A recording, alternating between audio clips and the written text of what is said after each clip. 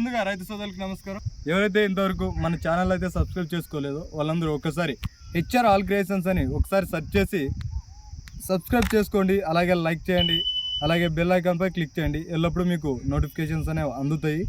So కాబట్టి ఈరోజు మనం ఎంచుకున్న అంశం వచ్చేసి ఏంటంటే నారనమాట. ఇది ఏంటంటే నార్మల్గా రైతులు ఈ టైంలో చల్లుకుంటారు. సో ఇది వచ్చేసి ఈ విత్తనాలు చల్లి దాదాపు ఒక వారం 10 రోజులు అయింది. ఇదైతే ఈ మొలకెత్తింది వారం 10 రోజులు అయింది. కాబట్టి మెయిన్గా ఏంటంటే ఈ టైంలో ఉల్లిగడ్డ నారు చల్లుకున్న తర్వాత మనకి ఈ ఉల్లిగడ్డ నారు వచ్చేసి కొంచెం ఎర్రగవడం కానీ, లేదా అక్కడక్కడ చనిపోవడం కానీ, లేదా కొంతమంది ఎగిరిపోవడం అంటారు.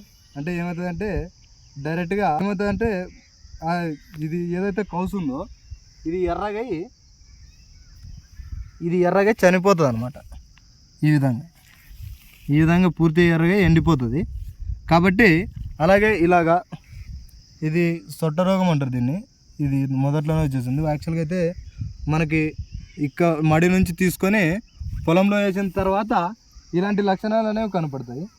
కాబట్టి ముందుగా దీనికోసం ఏం చేసుకోవాలంటే సాఫ్ కానీ, లేదా బ్లైటాక్స్, లేదా రోకో అంటే థైఫోనైడ్ మిథైల్ కానీ, సిఓసి కానీ, లేదా కార్బెడైజమ్ మ్యాంగోజెబ్, లేదా మెటలాక్జల్ మ్యాంగోజెబ్ ఇలాంటి కెమికల్స్ని ఉపయోగించి ఈ ఫంగిసైడ్ శిలీంద్ర నాశనాలని వాడి ఈ తెగుళ్ళని నివారించుకోవచ్చు అనమాట.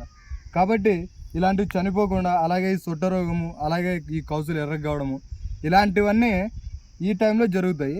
కాబట్టి ఈ థైఫోనైడ్ మిథైల్ అయితేనేమి, అలాగే కార్బెడైజమ్ మ్యాంగోజెబ్ అయితేనేమి, అలాగే మెటలాక్జల్ మ్యాంగోజెబ్ అయితేనేమి ఇలాంటి తెగుళ్ళ మందులను ఉపయోగించి ఈ తెగుళ్ళను అనేటివి పూర్తిగా నివారించుకోవచ్చు.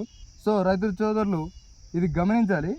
ఇది వచ్చేసి వారం 10 రోజులు అవుతుంది. దీన్ని చల్లైతే ఇవి విత్తనాలు చల్లుకున్న తర్వాత ఇందాక చూపించాం కదా, ఆ సొట్ట తిరగడం కానీ, లేదా అట్లా నారు ఎర్రగా చనిపోవడం కానీ ఇలాంటి వాటన్నిటికీ మనం ఇప్పుడైతే ఏవైతే మనం మందులు చెప్పామో అవి కరెక్ట్గా సరిపోతాయి.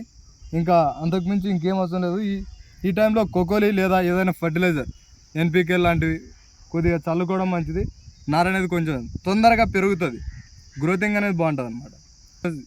గ్రోత్ ప్రమోటర్స్ అలాంటివి ఈ సమయంలో ఉపయోగించడం మంచిది కాదు. ఏమైనా బయోలు కానీ ఇలాంటివి ఉపయోగించుకోకుండా ఉండడం అనేది చాలా మంచిది. ఎక్కువ మంది ఏం చేస్తారంటే మనకి తొందరగా నారు పెరగాల, మొక్క తొందరగా ఎదగాలని మనకి ఈ ఎక్సోడోసులు కానీ ఇలాంటివి వాడుతుంటారు. అంటే బయోమందులు కొడుతుంటారు ఎక్కువ శాతం. సో ఇలాంటి వాటిని ఈ సమయంలో ఎక్కువ ఉపయోగించుకోకుండా ఈ నారుని పెంచుకోవడం అనేది చాలా ముఖ్యం అనమాట. ఎందుకంటే పునాది ఎంత గట్టిగా ఉంటే మనకు పంట కూడా అంత గట్టిగా ఉంటుంది.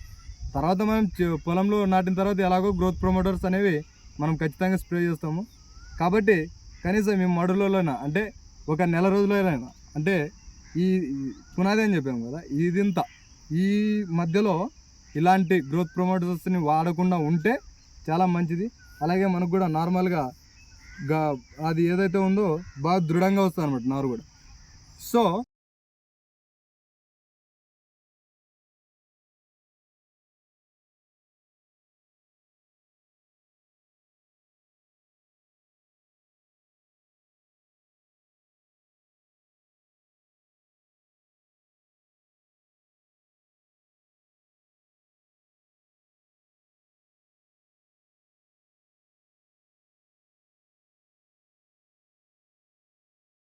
ఇదనమాట ఇవాళ విషయం. ఇంతటితో సమాప్తం.